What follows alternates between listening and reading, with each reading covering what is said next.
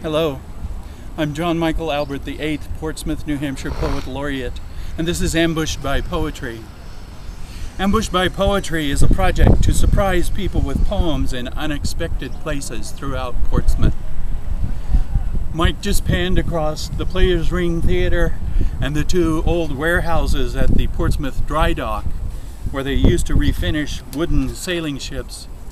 And then the end of the shot will be over to my right, where the senior citizens benches are, to look out over the Prescott River and across the river to the Navy shipyard.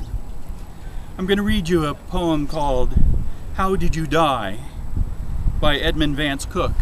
It violates one of the first rules of poetry and book writing: never use death or die in a title. But it's an inspiring poem all the same. Did you tackle the trouble that came your way with a resolute heart and cheerful? Or hide your face from the light of day with a craven soul and fearful?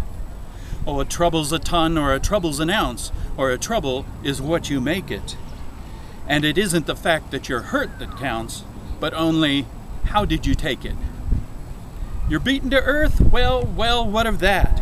Come up with a smiling face. It's nothing against you to fall down flat, but lie there, that's disgrace. The harder you're thrown, why the harder you bounce, but be proud of your blackened eye. It isn't the fact that you're licked that counts, it's how did you fight, and why. And though you be done to death, what then?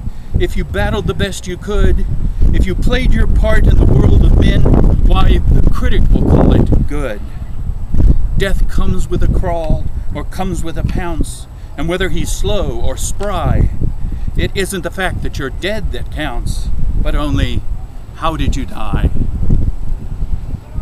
Thank you very much for listening.